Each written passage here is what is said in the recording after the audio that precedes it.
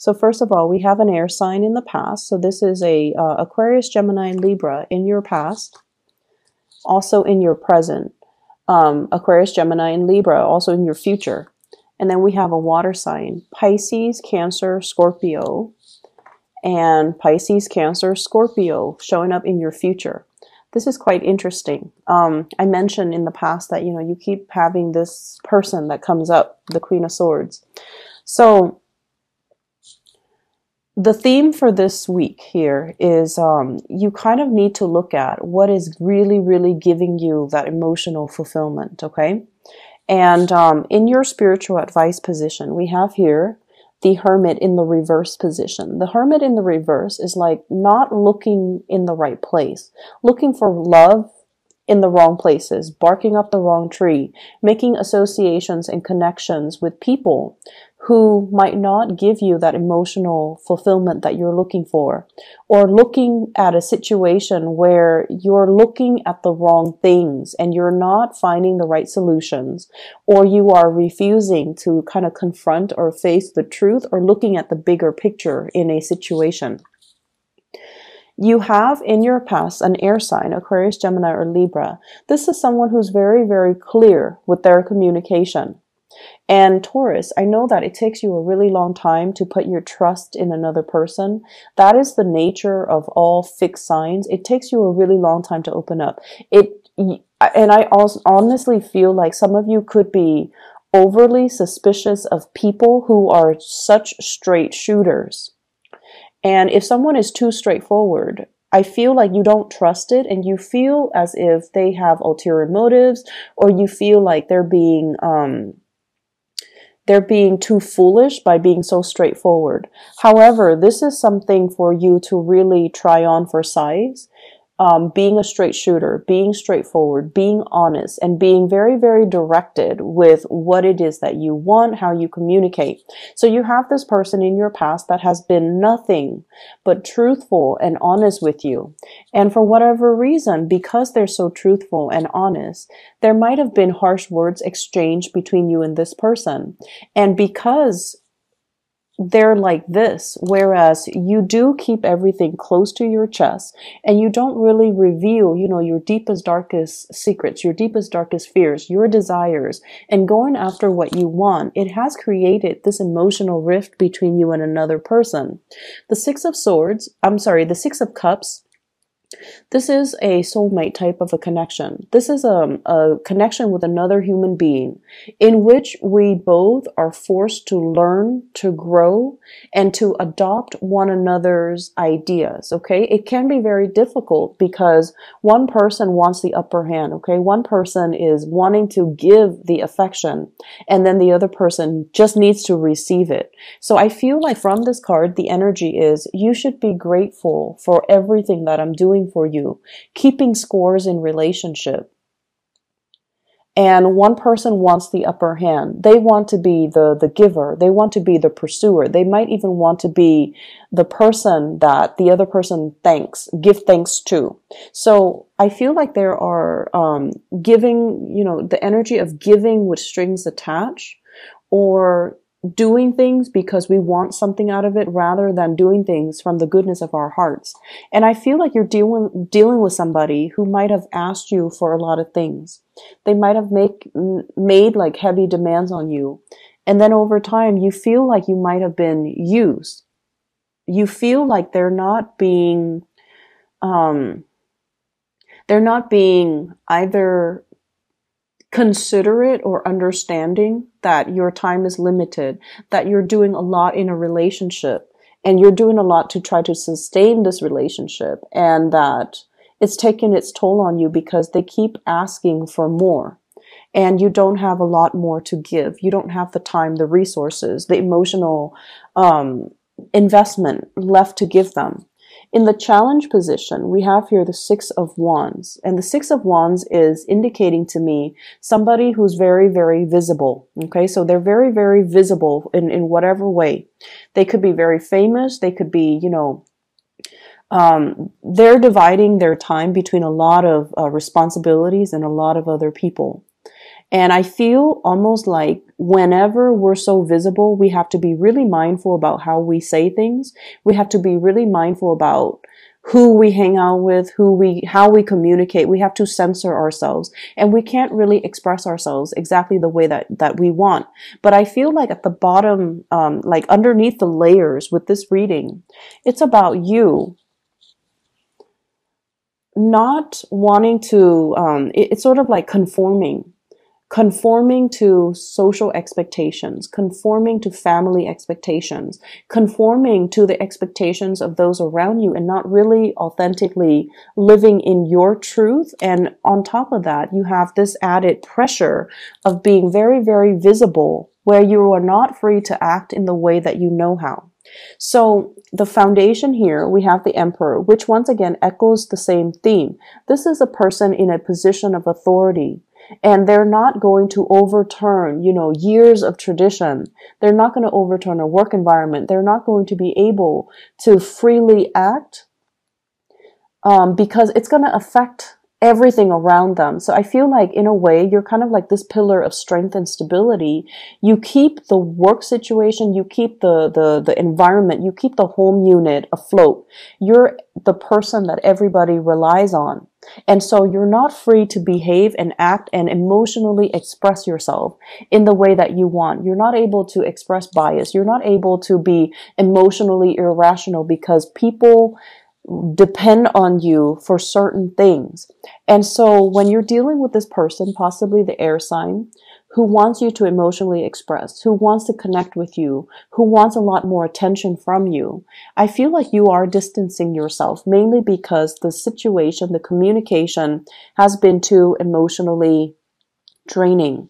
And then I'm also sensing as well, this person came into your life at a point when you might have had an emotional falling out with another person. So I have here a water sign, Pisces, Cancer, or a Scorpio, someone that is withholding their affection, or they are making very heavy emotional demands on you when you're not able to reciprocate. And I feel like you are caught between two people here, and it's like being caught between a rock and a hard place. One person sees you as someone who's not capable, and the other person really boosts your self-esteem and makes you feel like you can achieve greatness, okay? I honestly don't know which is which, but I do feel like this air sign, straightforward, and this water sign might be a little bit clingy, codependent, and they're very loving. Water signs are incredibly nurturing, loving, but they're also very emotionally demanding on you, on the people that they love. And so I feel like one person boosts you up, the other person might tear you down. And it's not, the fact is, I feel like there's a switcheroo. There's like a switch in the energies, okay? Because this is upright, but in the outcome position, it's in the reverse. And then this is in the reverse. In the outcome position, they have redeemed themselves and they're moving upright. So it's quite interesting the way that the energy plays out. In your advice position, we have here the Hermit. And this fell out, I believe, for Aries too. So I'm going to clarify for you because I want to see what this is relating to. What are they not seeing, and what do you want them to know about their spiritual advice? Okay, so we have here the King of Pentacles. This is somebody who cares about earthly possessions, who can be a little bit on the materialistic end, and who cares about financial stability. So Taurus, you are the, I want to say like, when your financial foundation is very, very rocky, I feel like you heavily identify your self-esteem, your competence, and your confidence level greatly with the financial resources that you own. And when it's we have as well the Three of Wands in the reverse. It's almost like you're dealing with a different type of a person. You're dealing with somebody who is like a nomad. They can travel with less. When a situation becomes too difficult, they just pick up and go. They're not bound to earthly possessions. They're not bound to, I'm going to stay and work things out. So I feel like they just up and bounce. Not because they are flaky or unreliable, but because they would rather have peace of mind and be alone and be happy than being stuck in a situation where they're carrying the brunt of the relationship and their partner is not understanding. So I feel like you're dealing with a different breed of people and you're not used to it. So with the Hermit in the reverse is you're not seeing this situation for what it is. The other person doesn't care about how much money you make. They don't care about you being stable. They see you as an equal partner and they see you on the same level playing field as them. So they're not going to care how much money you have in the bank. They're not going to care about the frivolous, practical, tangible things. They care about freedom of movement and, having an enjoyable life and waiting for opportunities to come in where we can expand our consciousness. And I feel like this is something that you're racking your brains trying to figure out. When someone is too honest and too straightforward, I feel like rather than taking things at face value, you read too much in between the lines and you feel like nobody is that honest. Nobody is that nice. Nobody is that straightforward. So whatever suspicions that you have, I feel it's unfounded. And I feel like you're looking at a person who has been truthful and honest through a very, very suspicious lens that is colored and affected by your interactions with people who have ulterior motives and who are manipulative in order to get what they want. So looking at the value in the right person and trusting in the right person and, seeing people for who they really are. I feel like that's the major spiritual advice coming through. External to your environment, we have here the Judgment card in the reverse. And I feel like there needs to be contact. There needs to be communication. There needs to be kind of like airing out the dirty laundry so that everybody can see what is on display, what's on the table, what are we dealing with, okay? So making decisions in order to clear up the air. So this is all about, that angelic type of a timing where everybody's on board, rallying people to your cause, okay? I feel like many of you are playing the position behind the scenes where you are telling yourself, my hands are tied, I'm not free to act the way that I want. And there's really no excuse for that. With the Six of Wands, you're in a position of authority. People trust you. So whatever you need to say, I feel like you're holding yourself back because you don't want to cause a ruckus. And in your hopes and fears, we have here the Moon card, fear of being deceived.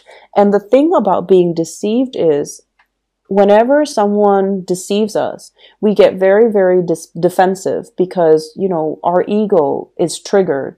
And subconsciously, we kind of tell ourselves, they must think I'm very stupid for them to tell me a blatant lie. And if you take your ego out of that and just say that, this is not about me. This is not about them deceiving me. This is more about them having a pathological trait where they are unable to tell the truth to anybody, not just me. Taking your ego out of it and approaching a situation where you are not trying to confront the other person or corner them or get the upper hand, but you're just trying to get at the truth.